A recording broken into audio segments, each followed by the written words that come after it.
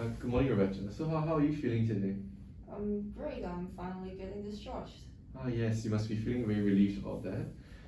Before we do discharge you, I just want to have a quick chat about your general health. Is that okay with you? Yep. Okay, so I understand for the past 4 months you've been in hospital twice, I believe, due to complaints of shortness of breath. So, what I want to ask is there have been any changes in your routine, your lifestyle daily that may cause you to have these problems? Like I started smoking again because Mhm. my husband's gone, and then I kind of need a way out, like to vent. And my daughters don't live with me, so I don't want to bother them anyway. So like I smoke again just to relieve my distress.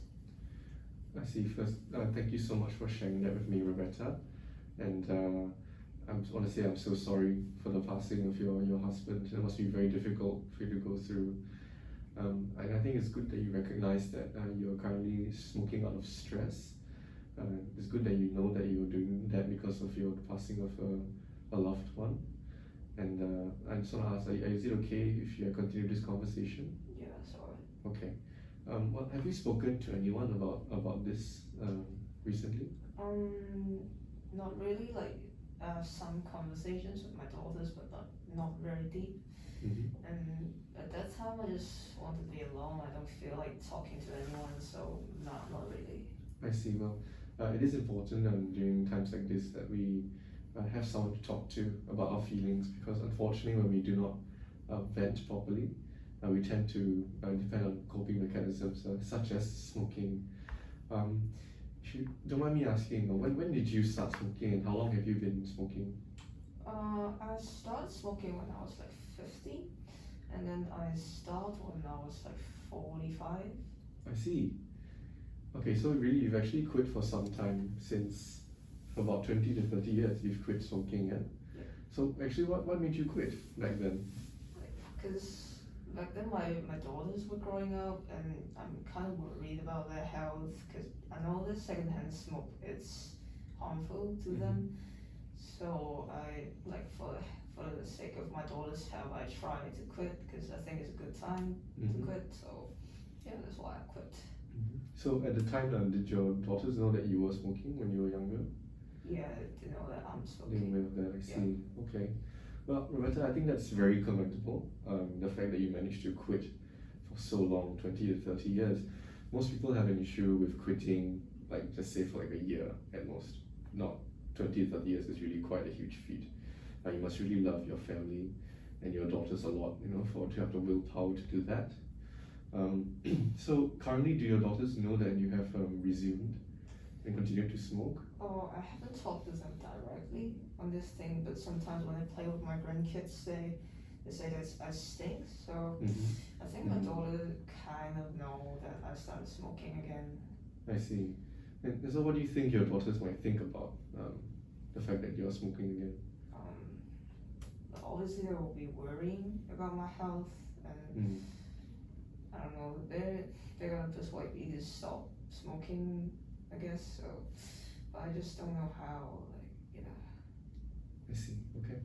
Well, has anyone ever advised you about the dangers of smoking? Yeah, my family doctor kind of like taught me through those lung cancers, cardiovascular disease, and stuff. Yeah.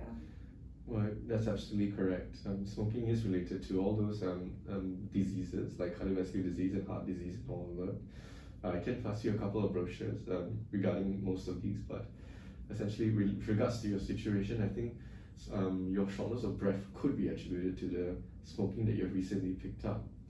So that's something that you might be interested for you to look into, and I would definitely give you the resources to do that.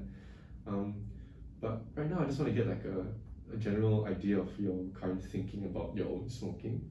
So from a scale of 1 to 10, with 1 being I would definitely not quit today, and 10 being I think it's important and I should probably quit today, where would you stand on this scale? 6 to 7, I think. Oh, so why 6 and not 5? Because like I know smoking is bad for me, for my family because of the secondhand smoke and things. And I know I shouldn't be like relying on this on smoking to relieve my negative emotions to vent. Mhm. But yeah, because I just don't feel like talking to anyone else at that moment, and then it becomes a habit. Um, I do know that I have to quit, but I just don't know how. Okay, well, I think it's great that you have thinking like this. I think we can definitely help you out.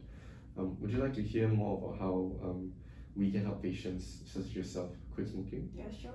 Okay, great. Well, what we found is that actually the best approach to this is usually a combination of methods, and this and also with group counseling support. So group counseling, for the counseling support, we actually have weekly meetings every Sunday, and it's a neat little group that we have. And what they do is they'll gather and then just talk about different ways that they can cut down their smoking, and really it's just more of like a social interaction group. Would you like me to sign that up for you? I can do that for you today. Yeah. Okay, great. I'll just take whatever information I need from you from there. And also, there's also a lot of alternative replacements to smoking that we have, such as nicotine patches and e-cigarettes. I'm not sure if you've heard of them. Yeah, like I heard of them, but like not sure how they work. Yeah, if smoking is a big issue, and if we are having trouble to cut down, we do have these alternatives that we can provide you with. I'll hand you some brochures after this session as well that will help to explain the usage of these. And if you want to discuss them with any one of us, you can do so as well. So, Roberta, I'd just like to say that I think you have a very good mindset and that you love your family a lot, right? And the fact that you managed to quit all those years in the past shows that what you're saying is true, that your family is so important to you. And I think all you need to do is use that energy that you have for your loved ones and apply it to not just your family, but also for yourself. Because like you said, you have problems with shortness of breath, and I do think that smoking can be a very huge contributing factor to that issue that you're currently having. It's really not too late to quit smoking, and I think you have a great mindset. In fact, studies have shown that from 1 to 9 months after you quit, after your last cigarette, right, lung function usually restores after that back to normal. So really, I think you have a very good case on your hands, and I think we can expect a great success from this. So thank you so much for sharing with me, Roberta, today. And do you have any other questions for me? No, I'm good, I think. Okay, well, thank you for your time. Thank you. Thank you.